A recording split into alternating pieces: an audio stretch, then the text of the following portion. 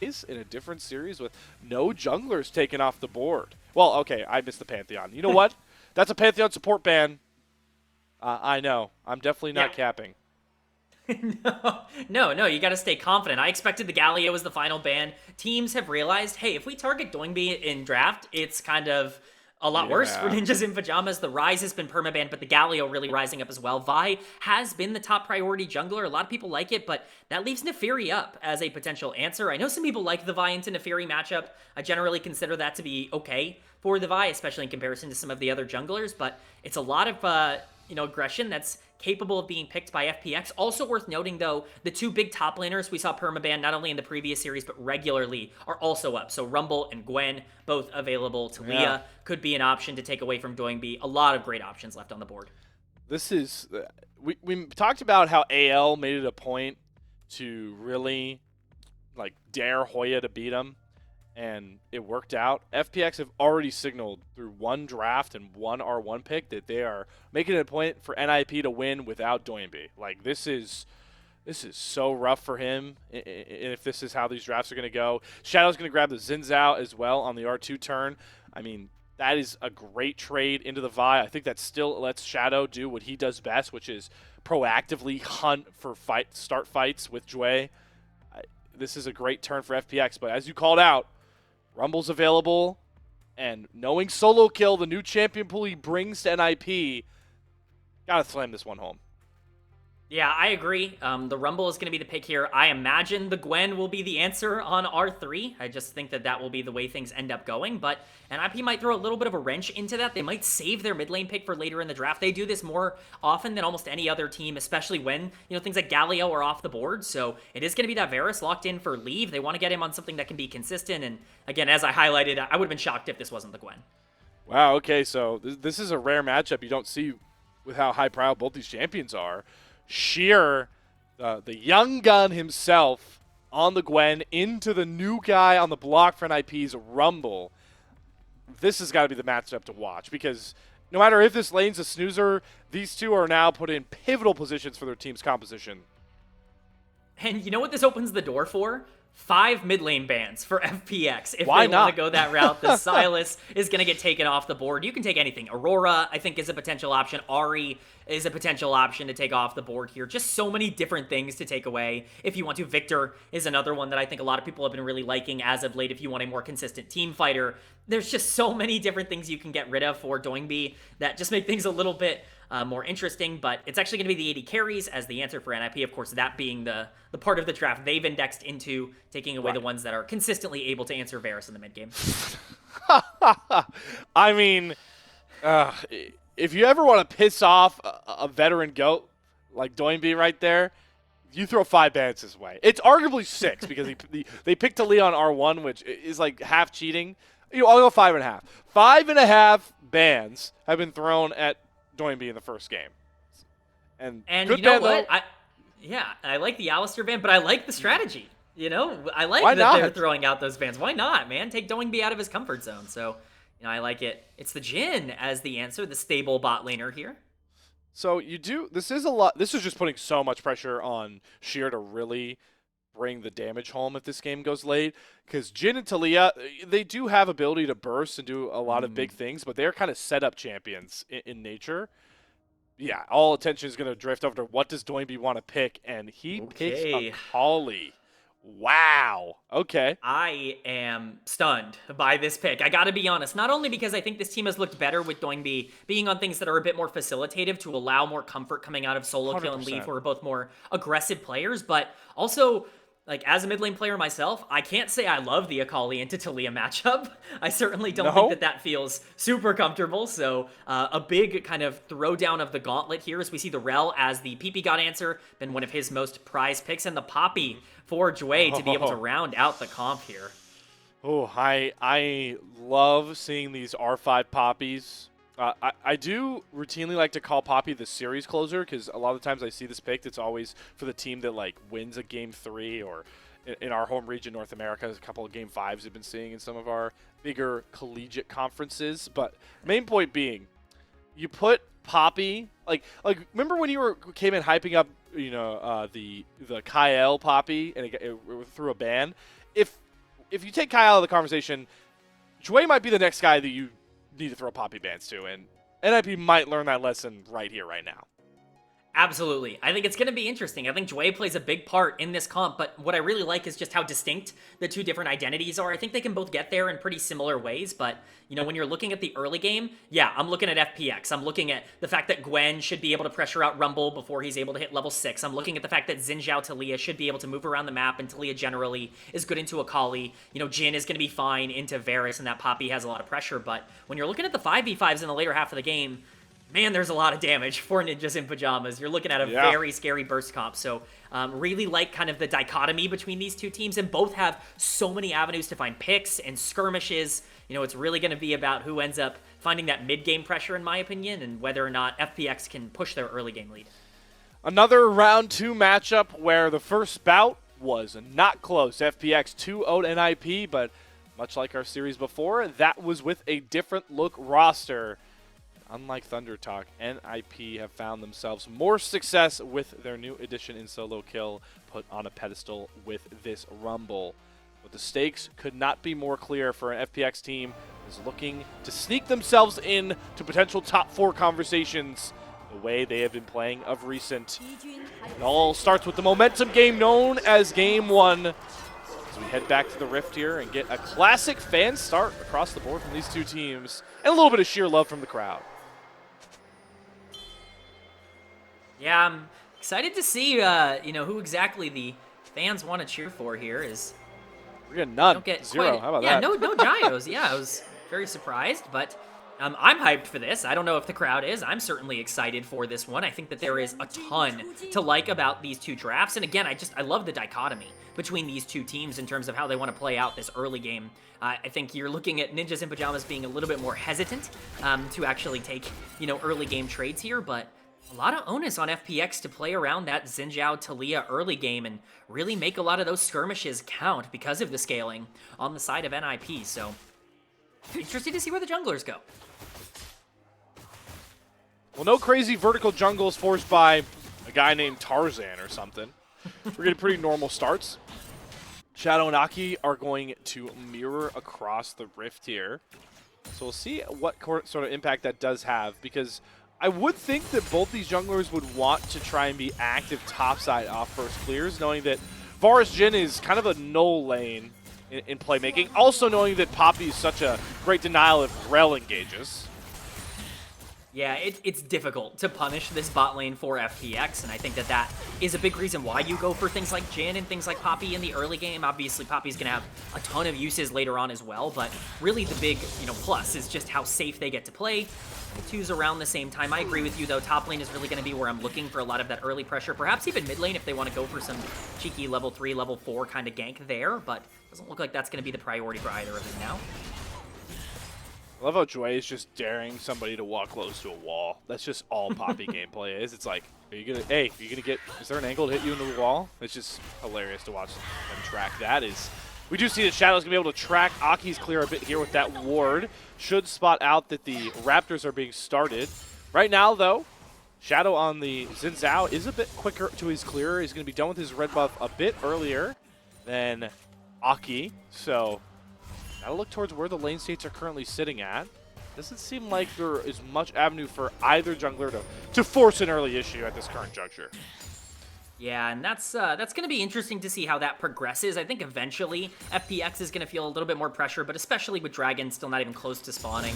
Definitely no urgency in that regard, as you know, Jwei is going to be by himself a little bit down here as Awesome makes his way down into the bot lane again after the back. But we talk about this top lane matchup. You mentioned how Rumble, Gwen, these are champions we don't often see get through draft, and they're really high priority in the game right now. It's going to be interesting to see if one of them can get a big lead over the other. I definitely favor Gwen in the early 1v1 if all things are isolated, but we have talked a little bit about the potential pressure and whether or not these teams want to put tempo and aggression into that top side, and I think that could really matter a lot with just how strong these two champions are.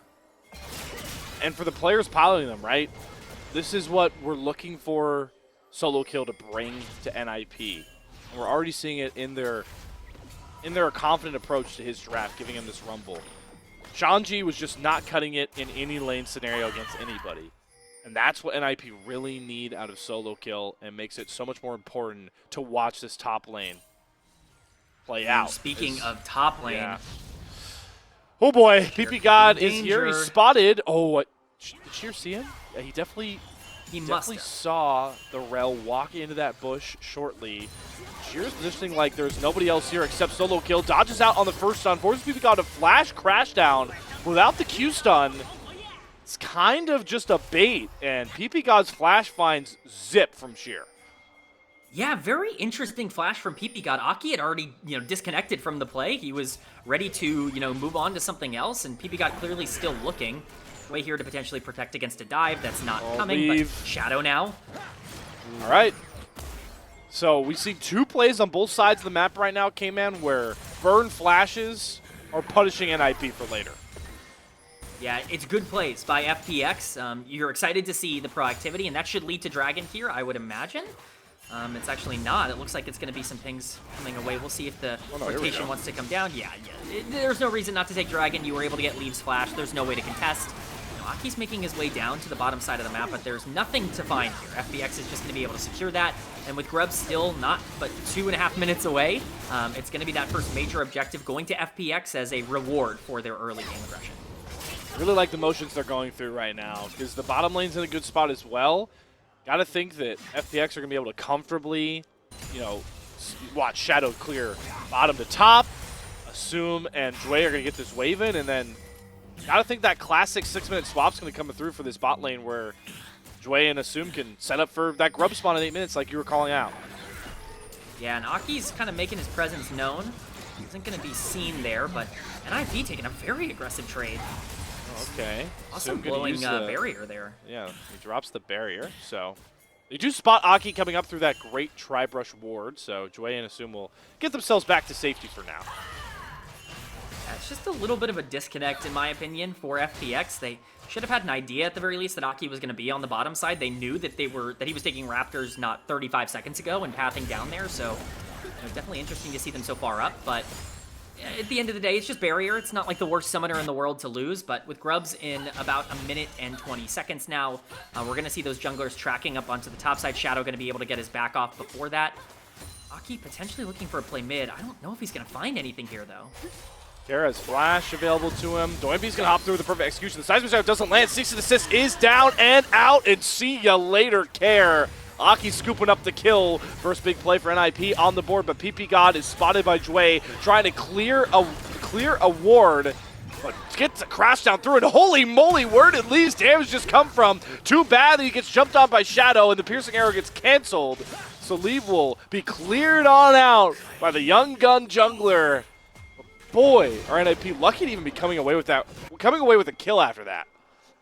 Yeah, I mean, it's a great turn overall by NIP in the bot lane. I think ppgod really understanding the exact limits. I think he saw that the Jhin had no mana, and so that there was no way for him to really be able to punish that play heavily from long range. But we're going to see the engage here. ppgod, just kind of posturing, realizes that Awesome is getting kind of pressured out, but you can see there's no way for the Jhin to actually be able to, participate in this play at all without stepping way too far forward. At that point, it's basically a 1-for-2. The shield coming in for Rel is massive, but Leave just overextending to try and chase down Awesome, and Shadow punishes him pretty heavily for that. I do want to mention that play in the mid lane that Aki made onto Care. Very interesting. Care had flash up that entire time, decided to never go for it. I'm sure that he felt after he got vi-ulted, he was going to die under tower, even if he were to use it, but certainly interesting to see him keep that summoner. For Leave, though, I mean, a replay really showed. He gets the double hit on the piercing arrow. And Leave's been a guy who has been one of the most reliable carries for NIP in their current iteration. Has been scrutinized for over-pushing, but for an NIP team that's struggling, you can kind of excuse some of that. Leave recognizing that he really needs to try and lift up this team. And it's good to see him just ever so polished on this Varus. As we're talking about him, though, the 3 Grubs go over to Shadow. So Shadow is completely dominated early game objective control.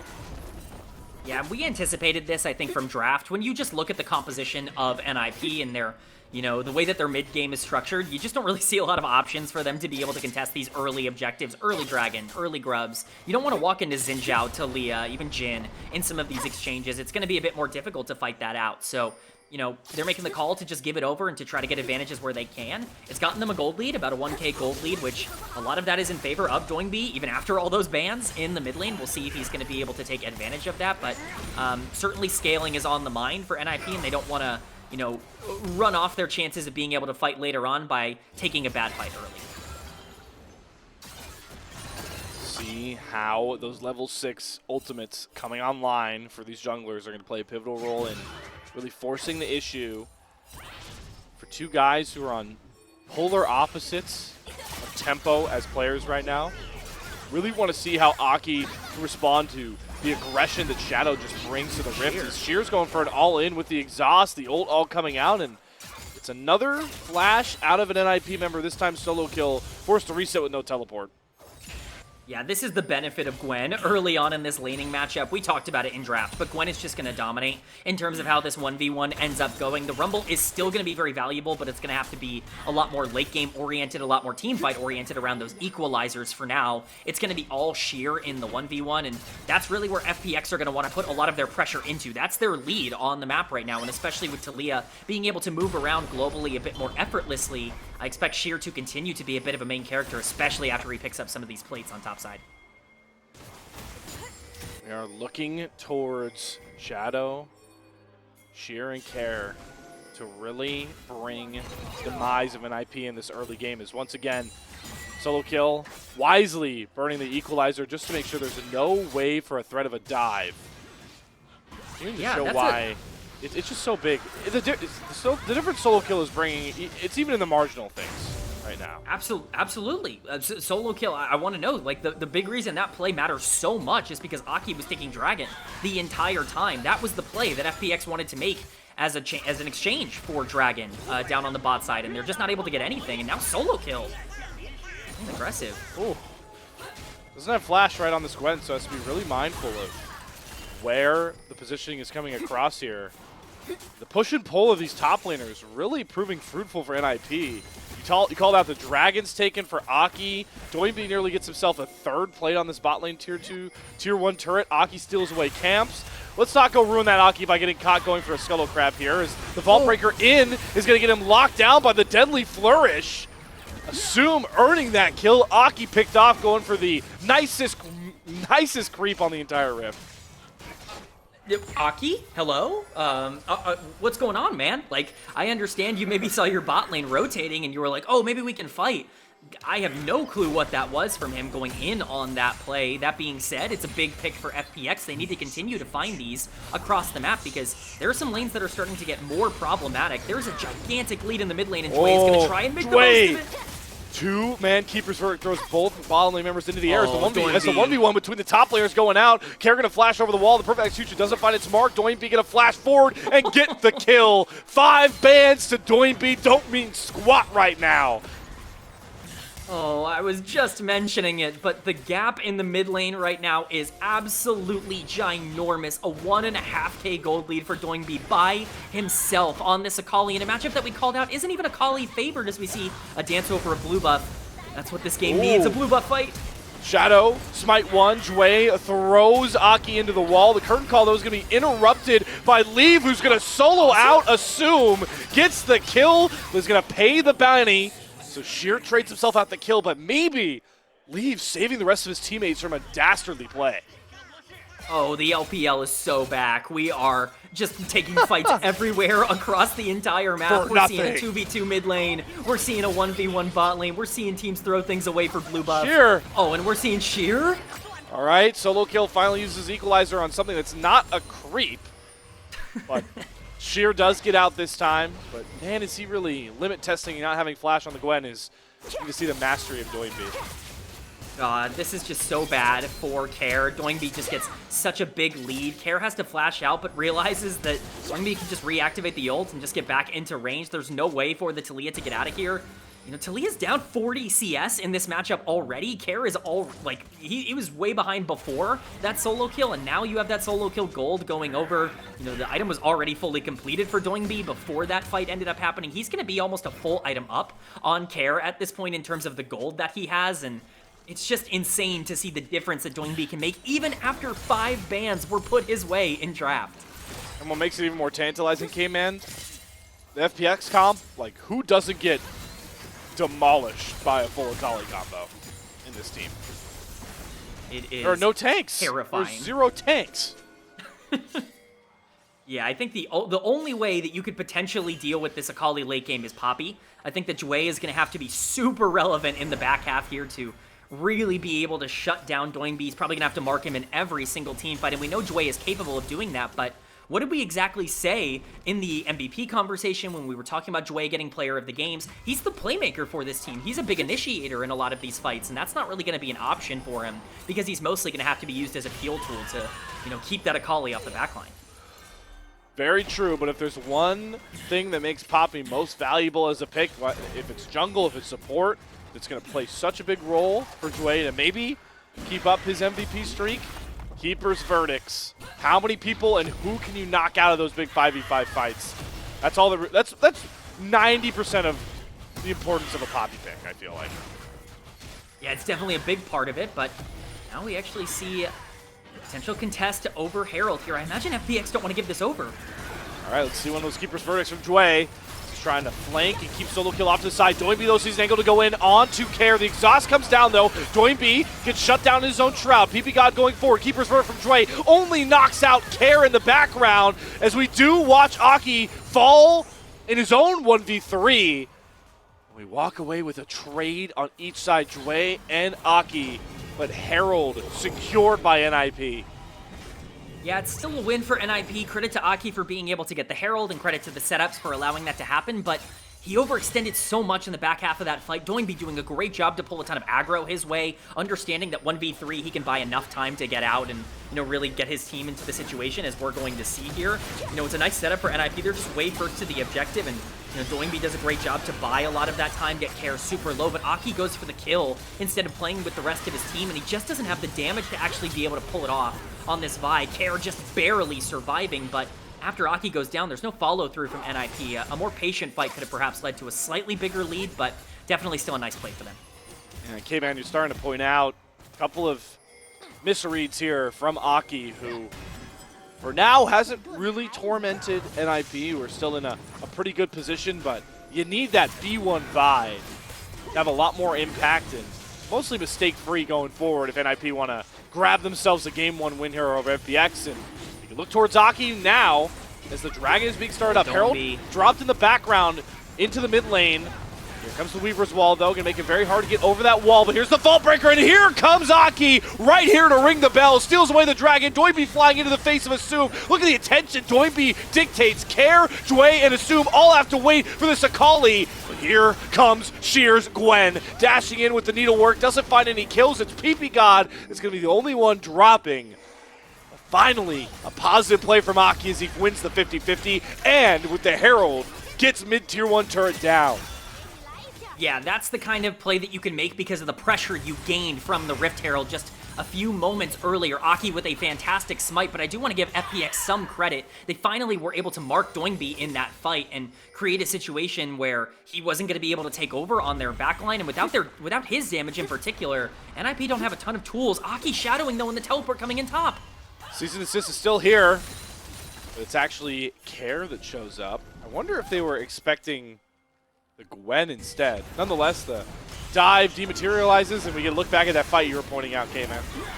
Yeah, Doinb was on the back end here. Aki with a fantastic smite. This is a difficult play for him to make, but the big thing here is Doinb going into the backline and not being able to burst down the Jhin nearly as quickly as he needs to. And like we said, a ton of damage going in to that Xin Zhao on the other side that just is not able to be replicated for the rest of the fight. So they do have to trade 1 for 1. If Doinb is marked, that's kind of the advantage you gain. But the problem is you already gave over so much that even though you trade 1 for 1, you still lose Dragon and you lose the tier 1 mid because of that Rift Herald. It's still a negative play for FPX, and I don't think it gets easier for them in terms of scaling moving forward.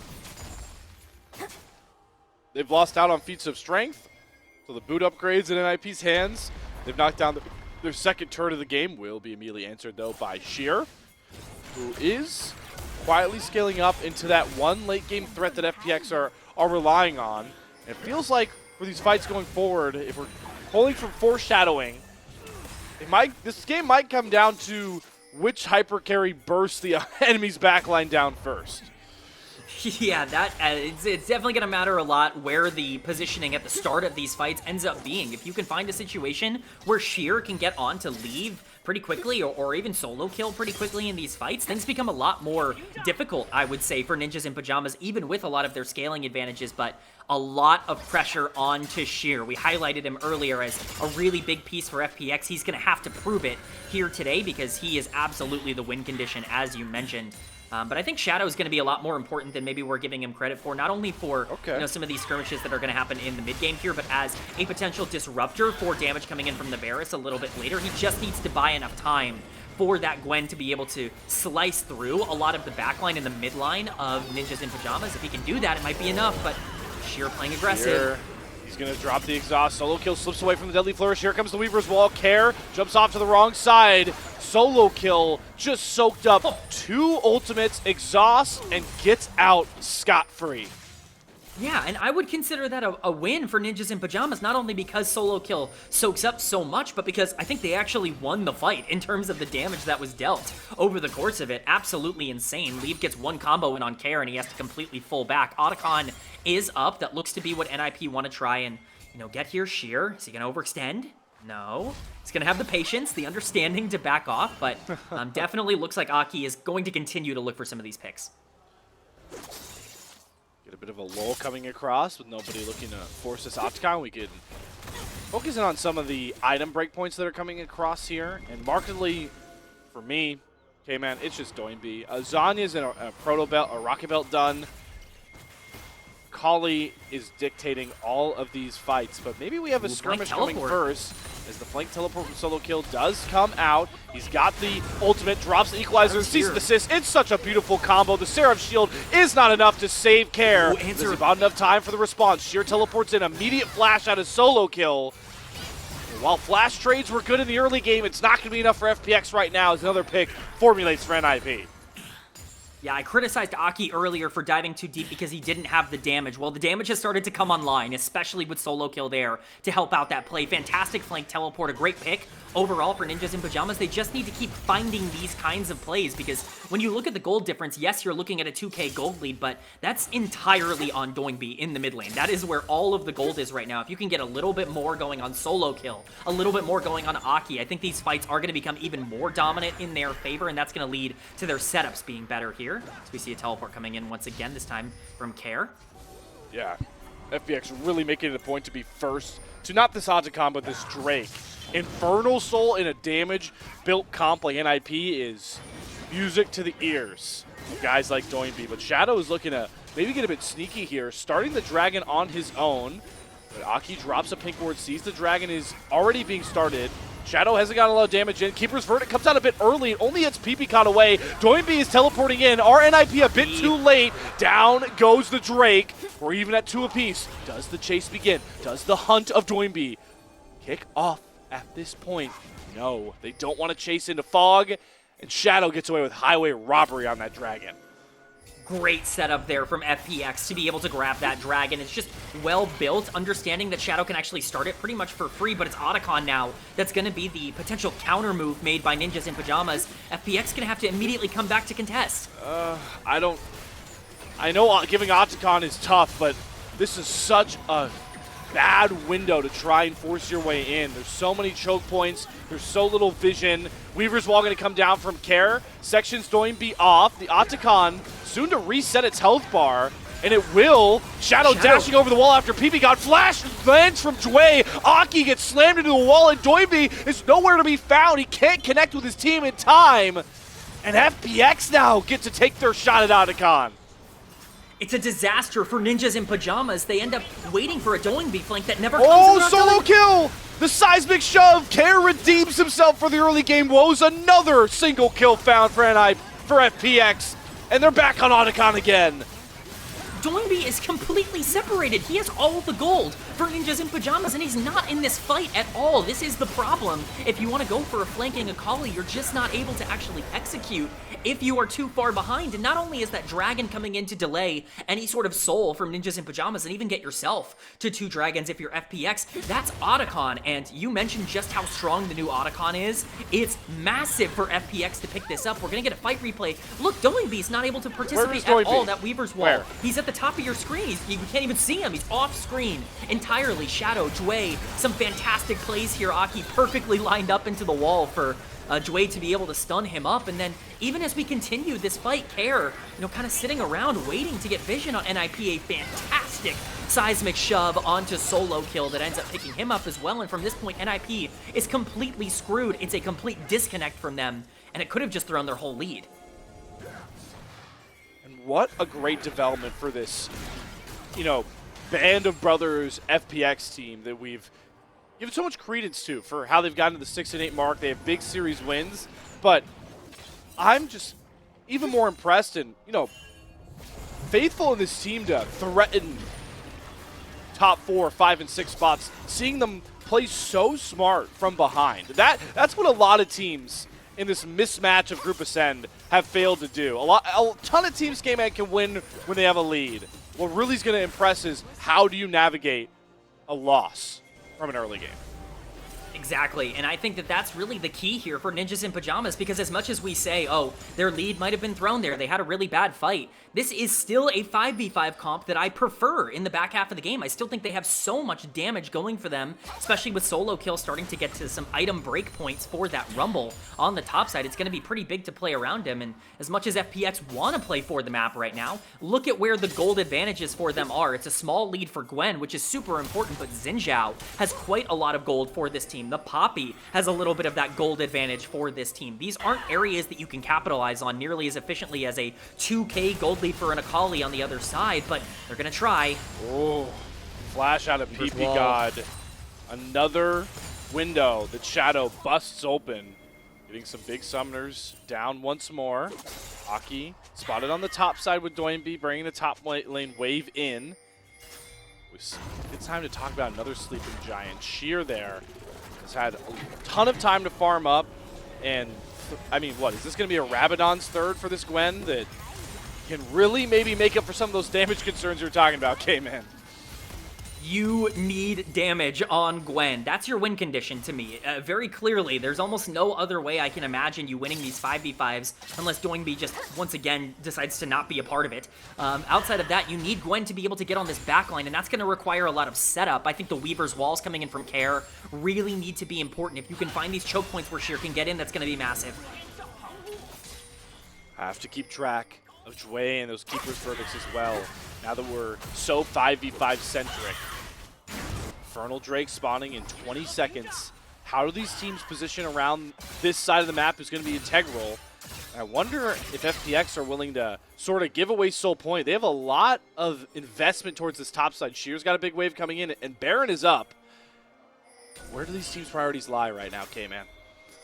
Well, I think pretty clearly for FPX, they need to try and make sure that NIP can't get onto the backline. A great flash from Care.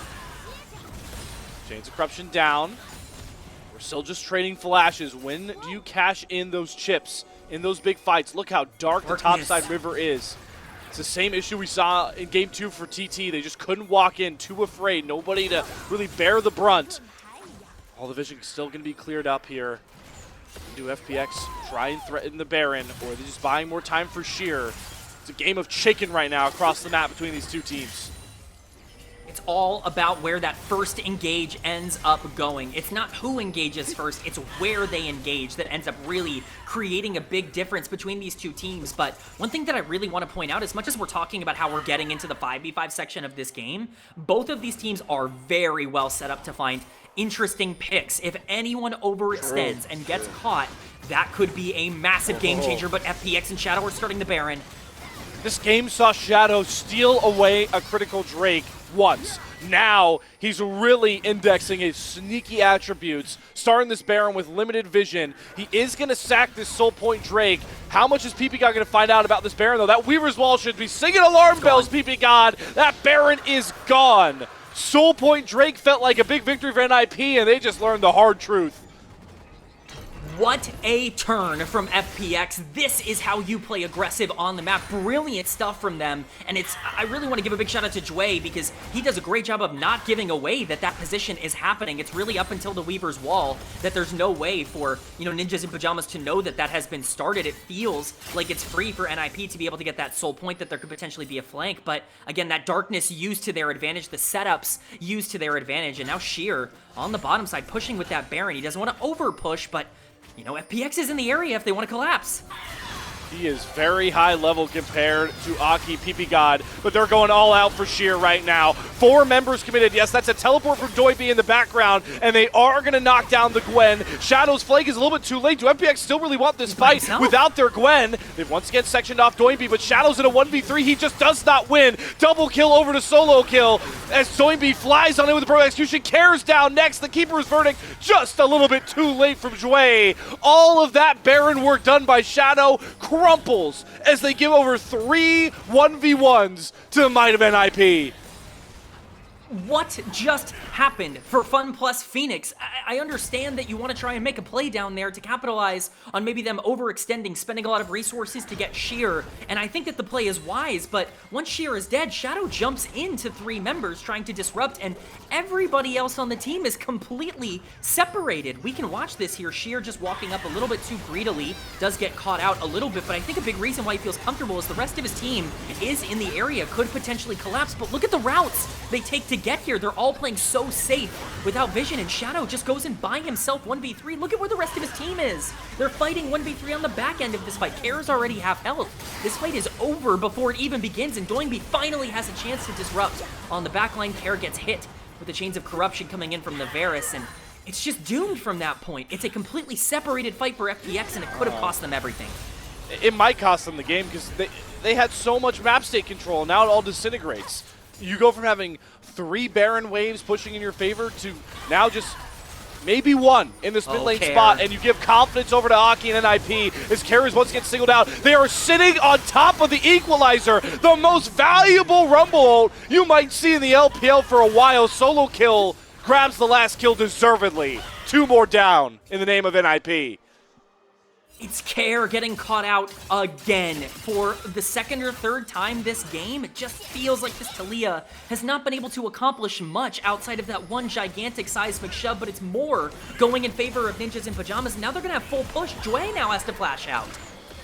I mean, that was fancy footwork to not get stunned up around the Chains of Corruption, but again, these are small wins. And NIP are happy to give away by this point. It's hard not to think about how different of a map state we'd be in if not for that last fight from FPX. These should be tier 2 turrets going down for FunPlus Phoenix. It's just not the world we're living in right now.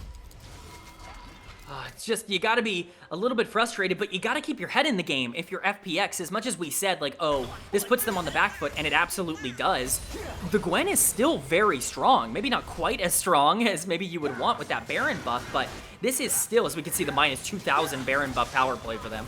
Not ideal for FPX, but Sheer is still in a spot where you misposition once. Leaf steps up a little bit too far. Doinb has a little bit of trouble bursting down the Jhin on the backline, and things can still go the way of FPX. It's not over until it is over, and especially with that Banshee's Veil, completed for Sheer, it could be a bit more difficult to be able to burst him down early on in these fights. It's all going to be about the avenue where they start. Jwei a little bit too speedy to be really punished. How can FPX find winning fight angles here? They're teleporting Kair over very safely to bring 5 members strong here for FPX. But what does that teleport actually gain you? Nothing right now. It gains you, hopefully, vision priority. I think they saw the advantage that they were able to get earlier when they were able to control the pit. I think they're just indexing super heavily into doing that now for a potential dragon fight. It is soul point here for NIP, and we talked about the pick ability of this comp. They're gonna try it. They're gonna try a potential death push here, maybe onto Doinb on the bot lane, but there's just no way you ever catch out the Akali. Now they're just going to full show for a wave that does nothing. Head-scratching plays from FPX right now. They're gifting a mid-tier 2 turret over, or at least priority nonetheless. And all right, none of it's going to matter, Kman. This dragon will decide the game. Infernal Soul to an NIP comp like this is a signed, sealed, and shipped win in the name of Ninjas in Pyjamas. Shadow is going to start it up. They're going to try and burn the dragon down. Once again, the Weaver's Wall is going to start things off. Care puts it right on top of the dragon. Equalizer down. Can Aki secure it? No! It's Shadow that grabs the Infernal Soul. Jwei immediately burns to the mind of solo kill. In goes Aki, but it's Doinb flying through. Finds one. Looks for Assume next. 5 bans don't mean squat to the Split 1 MVP. Just like that, it's a triple kill to Doinb and NIP wrecking FunPlus Phoenix. Doinb on this Akali takes over the fight once again. 5 bans, it does not matter. This guy is popping off here today, and the Akali completely destroys the entire backline of FPX in that exchange. I'm excited to get a replay to talk about it. That's a huge win for NIP. Of course, they don't get the dragon, but they are going to get this Baron, and that's going to completely set them up to be able to take over later. Maybe Shira has something to say about it, but this would be a miracle play. Needlework up in 2 seconds. He's got it now. There's no jungler. Equalizer's back up there for solo kill. Sheer. Needlework down. Stun's coming across. How much can he heal through? Not enough. Sheer's heroic plays fall flat. Baron and a kill for NIP. And it just goes from bad to worse for FPX. Every ounce that they had in this game seemingly eviscerated in that fight. We're going to get a replay here. It's a good smite from Shadow, and it's good setup from FPX, but the problem is just that they're so far behind. The Equalizer completely cuts off Jwei and Sheer from the backline, and we can see Doinb. Oh, a great ult coming in as well from ppgod, I want to point out, but Shadow just getting way too low. Doinb with the resets, just overall taking over the back end of this fight. A triple kill for the Akali, and it's just everything coming together. All the setups that they've had throughout this entire game, all of that gold going over to the Akali early, all paying dividends here to buy enough time for NIP to run the 5v5. This team just looks like they're back, playing confident. Solo kill in the lineup. This guy's had some of the most impactful Rumble ults in this game that I've seen, but not much time to talk about it. Leaving ppgod may be caught here. Weaver's Wall, curtain call. They're looking for the kills, but they just can't commit to them. Doinb teleports in. He's flying all the way. 1 versus 4. Goes into the stasis. Can NIP find the kills on the back? Doinb, no. He does get shut down on the front side of the fight. Solo kill. Able to set up a trade onto Shadow. With Baron, NIP will take that, getting more turrets off the back end. Yeah, it's an okay fight for NIP. I think that they could have maybe ended the game there with slightly better execution, but Doinb just not able to find those targets exactly where they wanted him. Aki now, though, going for it. Aki with the GA has all the confidence in the world. When you've got arrows like that from Leave on the back end, why not? 1 kill and inhibitor tower picked up. Aki's still hunting for more. Sheer's getting chunked day by day, damage by damage. NIP are pushing for a win here. It's only Care and Jwei left. They've got the Baron wave. They got another clutch equalizer from solo kill. There's nowhere to walk but over the molten lava. And NIP are looking to finish it off. Couple more shots into the Nexus turrets. Couple more kills to polish it off. 22-9. NIP stun FPX to take a 1-0 series lead. What a win for Ninjas in Pyjamas. Everything you could have wanted to see out of them. Yeah, maybe some of those fights could be a little bit more cleanly executed, but I mean, it's the big 5v5s at the end that they were able to take, that they were able to dominate, that got them over the top, and they did it through their star mid laner once again. Doinb, I mean, I don't want to hear, split 1 Doinb's back, but that was shades of it. This Akali was so impactful. He found the windows to go in. But again, I just feel like NIP, especially in fights, I want to make sure solo kill gets a ton of credit because this Rumble pick was marvelous when it came down to those fights. And the replays we'll see will really illustrate it, I feel. Those are some of the best equalizers that I have ever seen in the LPL, especially this year. We were just seeing consistent damage over time coming through from the Rumble, which is obviously the point of the champion. You drafted to be able to win these team fights in the later half of the game. We kind of juxtaposed that with Gwen's early dominance, but solo kill was more relevant than Sheer was, even after the early lead that Sheer got on the top side of the map, and that's just massive for NIP. It's something we talked about previously. When these two teams played against each other, they didn't have that in the top lane with Shanji. They have that now with solo kill, somebody who can really start to, be a key piece in their wins. And what's the, the extra added wins here for NIP off the back end of that the solo lane's performance? Is we talked about it a bit, right? That Leave has got himself in hot water trying to just play one-man army in a lot of these games, but you could see the contribution he's able to make when he can take a backseat. You so much focus on the Rumble, so much focus on Doinb Akali, and Leave just pumps out a ton of damage on a Varus that was never really threatened. When Leave isn't the main focus, it's so powerful to NIP for their wins. It's just that there haven't been any games where Leave has been in that spot.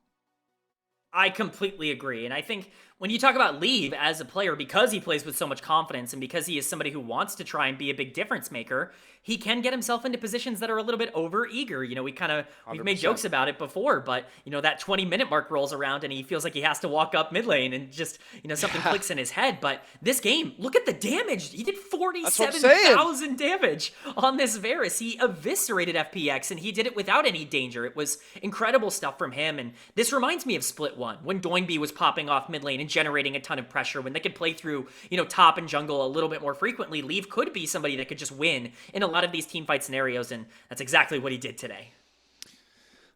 I'm not a mathematician, but doing some rounding, Leave does more damage than Assume, Care, and Shadow. Almost, or at least even in the game. 1 for 3, that is ridiculous. 44% damage share, pops right off the charts. As we continue to just talk about NIP with solo kill here, it's not just him that is bringing this new look to the team. It's what him added to the rest of the 5 allows them to do, both draft-wise and play style in the games as well. Yeah, I mean, solo kill is perfect for what this team wants to do because he is, mechanically talented in a way where he can do a little bit of everything. If you want him to play tanks, he has shown that he's successful on the Scion, that he can, play things like that and be, more stable on the top side. But that added layer of being able to pick Rumble and know beyond a shadow of a doubt that in these 5v5, those Rumble ultimates are going to blow through the backline. He's going to come in clutch. It just adds an extra, kind of sigh of relief for the rest of Ninjas in Pyjamas that they don't have to do it alone, that they have the opportunity to be a little bit more structured in how they approach a lot of these setups. They don't have to play hero ball nearly as much, and I do think that is a huge positive and probably a mental relief for a lot of these players. And like we talked about, NIP, at this point we're at with the split, 3-9, it's nearly impossible to shake up play-ins a lot, but if you can do the difference between being 10th and 9th could mean so much between how we see the top 6 really shaking out by this point. These wins matter so much, especially if you want to drag FunPlus Phoenix down from the conversations of, oh, hey, this team could, get themselves a Nirvana team in the play-ins. Nope. There's so many games. There's still a lot of games left where you could see 6 through 10 shake up so much as we start to get to some of these later fights. And I just want to watch your eyes on where these equalizers are and how much raw damage they get out. Especially, this was the first one that really just popped off the screen, Kman. I mean, it's perfectly placed, and it's perfectly played by Ninjas in Pyjamas. I mean, they're stuck in that equalizer. There's just no way to deal with that. It's this one too. Yeah, I mean, this one, it not only does it do a ton of damage early on in the fight, Shadow obviously burns down to it over time, but it completely separates the front and the back line. There's no way for FPX to be able to play out that fight consistently, and Doinb more than happy to take advantage of it here on the Akali to follow up on a lot of these kills, and he was obviously exceptional in this game. But for FPX, they had it. They started to feel like they were coming back in this game. They should have been in a position where they could play out the back half here, and they make one ginormous mistake in the bot lane trying to capitalize on, maybe them overextending for sheer, and that's the kind of minor margins that it takes to, really separate yourself here in the LPL.